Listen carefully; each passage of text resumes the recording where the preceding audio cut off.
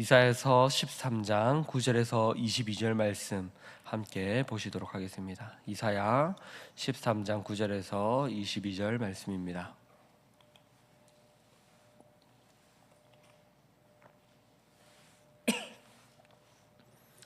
우리 함께 봉독하도록 하겠습니다.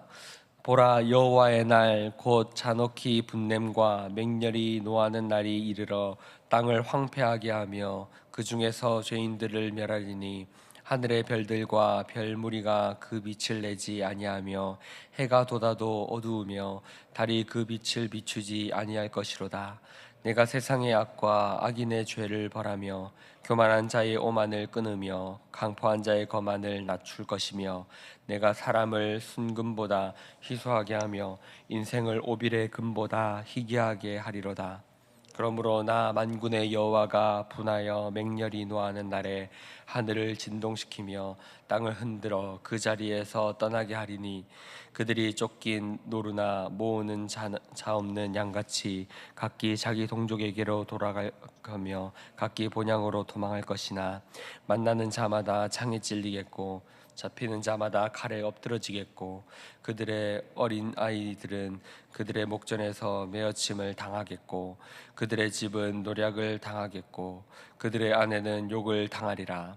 보라, 은을 돌아보지 아니하며 금을 기뻐하지 아니하는 메대 사람을 내가 충동하여 그들을 치게 하리니 메대 사람이 활로 청년을 쏘아 죽이며 태의 열매를 긍휼히 여기지 아니하며 아이를 애석하게 보지 아니하리라.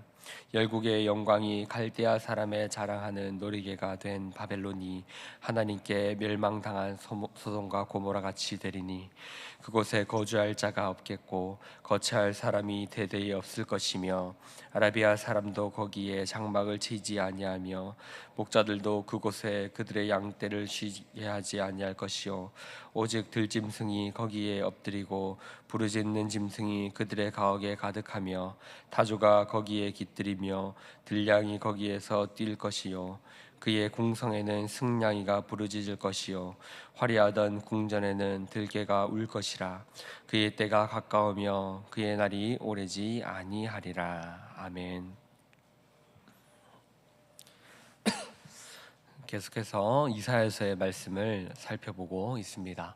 오늘도 이 이사야서 13장의 말씀을 통하여서 하나님이 주시는 교훈이 무엇인지 또 하나님 우리에게 어떤 것들을 말씀하고 계신지를 살펴보도록 하겠습니다.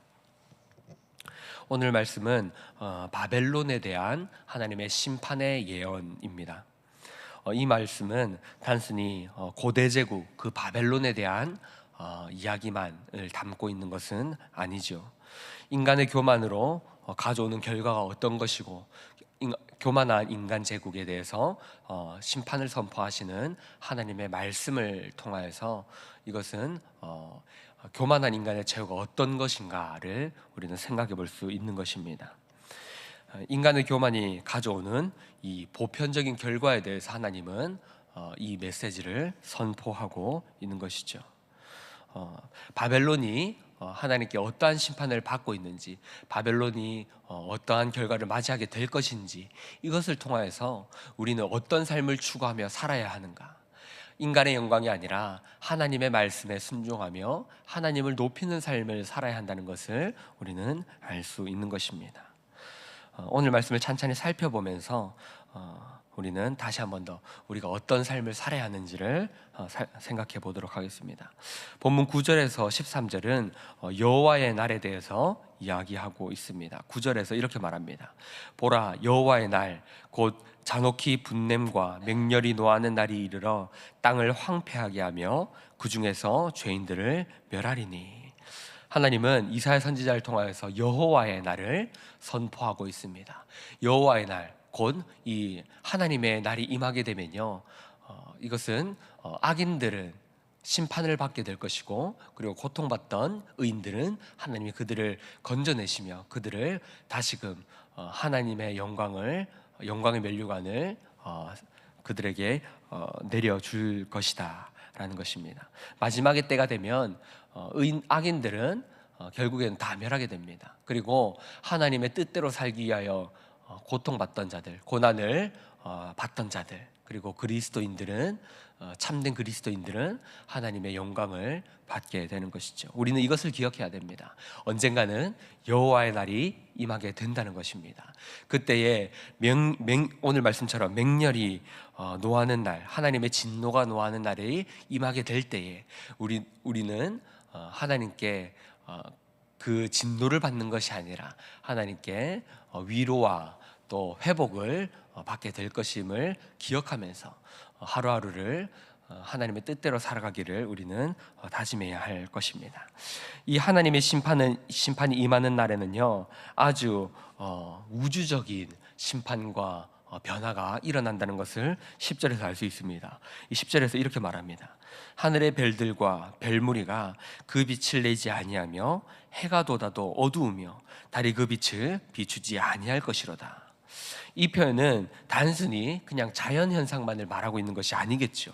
하나님의 심판의 날이 임할 때는 해와 달과 별들조차도 그 빛이 어두워진다라고 말하는 것입니다. 이 말씀의 의미는 또 어떻게 이해해 볼 수 있을까요? 고대 사람들은 이 해와 달과 별을 단순히 그냥 자연 현상 중에 하나로만 보는 것이 아니라 숭배의 대상으로 여기기도 했습니다. 우리가 잘 알듯이 해 하면 어떻습니까? 태양신을 섬기는 고대인들을 생각해 볼 수 있습니다. 뿐만 아니라 달을 신으로 여기기도 했고요. 달신, 그리고 각종 별들을 신으로 여기기도 했습니다. 우리가 잘 알듯이 고대 그리스, 로마 신화 이런 것을 보면 그 등장하는 신들이 대부분 이 행성들, 별들과도 다 연관이 있죠. 이처럼 고대인들은 해와 달과 별을 숭배의 대상으로 여겼습니다. 이 해와 달과 별을 숭배하는 이유는 또 무엇입니까? 그 신들을 섬겨서 자신의 삶을 어떻게 통제하고 다스려 보려고 했던 것이죠. 아무래도 이 농경 문화에 있던 고대인들이었기 때문에 농경 문화와 가장 밀접한 연관이 있는 것이 해와 달과 이 별들이지 않았겠습니까? 그래서 이런 것들을 숭배함을 통하여서 자신의 삶이 좀 더 나아지고 풍족해지기를 바랬던 그 인간의 그 욕심이 그 안에 있었던 것이죠. 이 모든 것들은 사실은 자신의 삶을 어떻게 잘 해보고자 하는 마음에서 시작이 된다라고 할 수 있을 것입니다. 그러나 하나님은 인간이 의지하는 이 모든 것들, 인간이 통제하려고 하는 이 모든 것들을 어떻게 만드십니까? 어둡게 만드시겠다라는 것입니다. 해와 달과 별들, 이 세상의 우주적인 모든 것들, 그 모든 것들, 너희가 의지하고 너희가 성공해 보려고 의지하는 모든 것들조차도 하나님은 어떻게 만드시는 분이다? 어둡게 만들어 버리시는 분이다. 인간의 교만에 대한 하나님의 선포인 것입니다. 이것이 하나님의 진노가 임하게 되면 이 세상이 어떻게 되는지를 보여주는 말씀입니다. 그리고 이어서 하나님은 계속해서 이 바벨론에 대해서 심판을 말하고 있습니다. 앞서서 제가 말씀드렸지만 바벨론은 단순히 하나의 제국을 말하고 있는 것이 아닙니다. 그것은 인간 교만에 대한 그리고 인간의 교만에 대한 상징이고 야망에 대한 상징인 것이죠. 인간이 성공하고자 하는 것에 대한 상징이 바로 바벨론이다라고 할 수 있을 것입니다. 그런데 그 바벨론은 결국 어떻게 됩니까? 17절에서 18절은 하나님이 메대 사람을 일으켜서 이 바벨론을 치게 할 것이다라고 말씀합니다.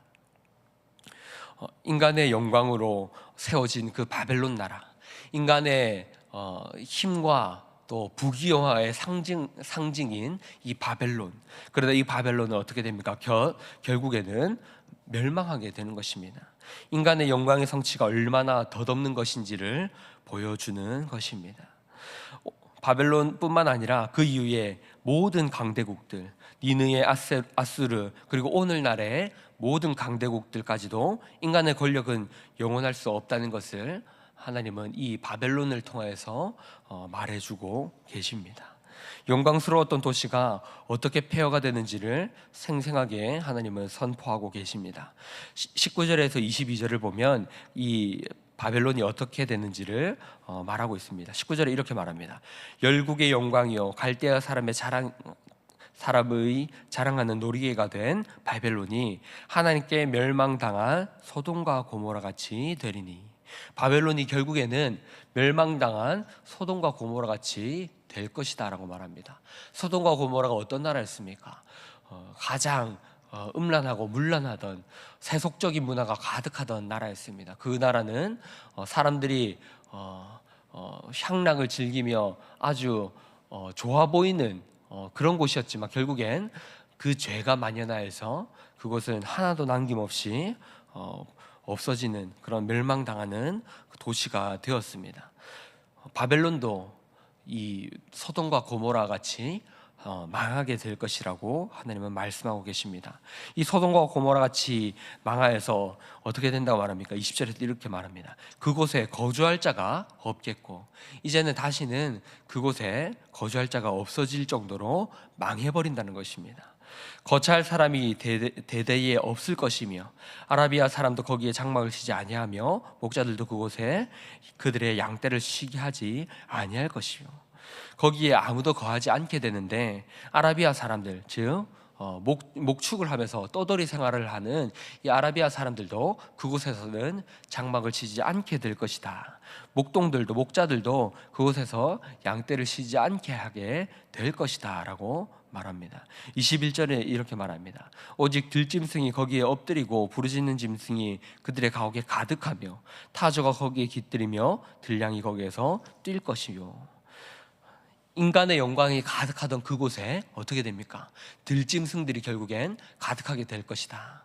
그 바벨론의 땅이 멸망하여서 그곳이 비참하게 되어서 결국에는 부르짖는 짐승들만 가득하게 될 것이다 라고 말합니다. 22절에도 이어서 그렇게 말합니다. 그의 궁성에는 승냥이가 부르짖을 것이요, 화려하던 궁정에는 들개가 울 것이라. 그의 때가 가까우며 그날이 오래지 아니하리라. 아멘. 하나님은 이사야 선지자를 통하여서 바벨론의 심판을 선포하고 계십니다. 그 영광이 오래지 않을 것을 말씀하고 계십니다. 인간의 영광이 가득한 것처럼 보이는 그곳 가운데 결국에는 모든 그 영광이 사라지고 들짐승들이 그곳을 채울 것이다 라고 말하고 있습니다. 이 말씀은 우리에게 무엇을 말해주고 있습니까? 이 말씀은 이 영광스럽던 바벨론이 이렇게 비참한 최후를 맞이하게 될 것이라는 이 말씀 우리에게 무엇을 말해줍니까? 그것은 인간이 쌓아올린 성공과 명성과 부는 언제든지 멸망할 수 있다는 것을 말해주고 있는 것입니다. 그리고 우리는 거기에 우리의 마음을 두거나 우리의 궁극적인 가치를, 궁극적인 목적을 두어서는 안 된다라는 것을 하나님은 말하고 계신 것입니다. 이 본문의 핵심은 단순히 심판만이 아닙니다. 바벨론 너희는 심판받아서 이렇게 될 것이다, 단순히 이것만을 말하는 것이 아닙니다. 우리는 이 말씀에 담긴 하나님의 뜻을 잘 이해해야 합니다. 11절에서 하나님은 이렇게 말하고 있습니다. 내가 세상의 악과 악인의 죄를 벌하며 교만한 자의 오만을 끊으며 강포한 자의 거만을 낮출 것이며, 하나님은 악인들을 벌할 것이며 교만한 자를 끊을 것이며 강포한 자를 낮출 것이다 라고 말하고 있는 것입니다. 이것은 무자비한 파괴가 아니라 세상을 바르게 잡으시려는 하나님의 심판의 선포입니다. 세상은 악인들이 득세하는 것처럼 보이고 세상의 권력자들이 힘을 얻는 것처럼 보입니다. 하지만 그때가 영원하지 않다라는 것을 하나님은 선포하는 것입니다. 여호와의 날이 있노라. 여호와의 날이 임하게 될 때에 그들을 바로 잡겠노라. 인간의 교만을 하나님은 끊어버리시고 의로운 통치를 다시 세우실 것이다 라고 말씀하고 계십니다. 사랑하는 성도 여러분, 우리는 이 말씀을 기억해야 됩니다. 지금 우리가 살아가는 이 시대는요, 때로는 악인들이 득세하는 것처럼 보입니다. 세상의 권력자들이 힘을 얻는 것처럼 보입니다. 그러나 그때는 영원하지 않습니다. 우리가 살아가는 이 시대는, 이 세상은 인간의 죄로 인하여서 죄악이 물들어서 이 시대가 잘못된 것처럼, 잘못된 방향으로 흘러가는 것처럼 보이기도 합니다. 하지만 언젠가는 하나님의 때가 임할 것이며 그때 하나님은 세상의 모든 것을 바로잡으실 것입니다. 세상의 모든 잘못된 것들을 끊으시며 결국에는 하나님의 말씀대로 살아가는 자들을 높이시며 그들에게 영광의 면류관을 주실 것입니다. 우리는 그날이 있음을 기억해야 됩니다. 오늘 말씀도 우리에게 그것을 가르쳐 주는 것입니다. 하나님의 때를 바라보며 그 때를 기억하며 살아가는 자들, 그 자들이 결국에는 하나님의 영광을 선물로 받게 될 것이다. 그것이 지혜로운 자다라는 것을 우리는 이 말씀을 통하여 알아야 하는 것입니다. 우리는 무엇을 추구하고 살아가고 있습니까? 우리는 어떤 영광을 추구하고 살아가고 있습니까? 오늘 말씀 우리에게 이 메시지를 주고 있는 것입니다. 바벨론과 같이 인간의 영광을 바라보며 인간의 영광을 추구하던 자들은 결국 바벨론과 같은 최후를 맞이하게 될 것이다. 그 영광은 오래가지 못할 것이며 그곳은 비참하게 들짐승들이 그 바벨론을 채웠던 것처럼 목자들이 자신의 양을 먹이지도 않고 머물게 하지도 않는 곳처럼 변하게 되어버린 그 바벨론, 그러한 최후를 맞이하게 될 것이다. 바벨론을 추구하는 자들은 그렇게 될 것이다를 선포하고 계신 것이죠. 그러므로 우리가 추구해야 될 삶은요, 바벨론과 같은 인간의 영광이 아니라 하나님의 영광을 추구하며 살아가야 한다는 것을 우리는 기억해야 됩니다. 우리의 삶 가운데 높임을 받아야 할 것은 우리의 삶이 아니라 오직 하나님 한 분밖에 없음을 기억해야 됩니다. 우리의 삶이 성공과 실패를 가늠하는 그 기준이 되는 것은요, 우리의 인간의 삶의 성공이 척도가 아니라 하나님이 영광 받으시는 삶인가, 하나님이 드러나는 삶을 살고 있는가, 그것이 우리의 성공의 척도가 되는 것입니다. 우리의 삶에 내가 높아지는 삶을 살고 있다면 그것은 결코 성공의 삶을 살지 못했다는 것을 우리는 기억해야 됩니다. 그러므로 오늘 말씀 앞에서는 우리가 선택해야 될 것은 덧없는 우리의 영광을 쫓을 것인가, 아니면 영원한 하나님의 영광을 쫓을 것인가, 이것을 선택하는 기로에 놓이는 것이겠죠. 말씀을 정리하겠습니다. 사랑하는 성도 여러분, 우리는 오늘 이 말씀을 통하여서 바벨론을 심판하신 하나님의 말씀을 살펴보았습니다. 이 말씀 가운데 우리의 삶을 돌아봅시다. 우리는 바벨론과 같은 영광을 추구하며 살아오진 않았습니까? 그렇다면 우리의 삶을 돌이켜야 할 것입니다. 하나님의 영광을 추구하며 하나님만이 드러나기를 간절히 기도하며 바라며 살아가시는 저 여러분이 될 수 있기를 주님의 이름으로 축복합니다.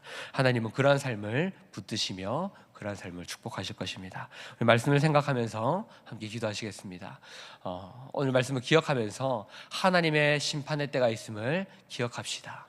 그리고 하나님의 때를 위하여 우리는 인내하고 또 고난이 찾아올지라도 기도하며 믿음의 삶을 살아갑시다. 우리는 오늘 말씀을 기억하면서 살아가신 저와 여러분이 되시기를 바랍니다. 함께 이 말씀을 놓고 기도하시고요. 그리고 앞에 보이시는 기도 제목을 놓고 계속해서 기도하도록 하겠습니다. 특별히 이번 주에는 초등부 여름성경학교가 있습니다. 여름성경학교를 위하여 기도해 주시고요. 그리고 기도 제목과 개인의 기도 제목으로 기도하도록 하겠습니다. 기도하겠습니다.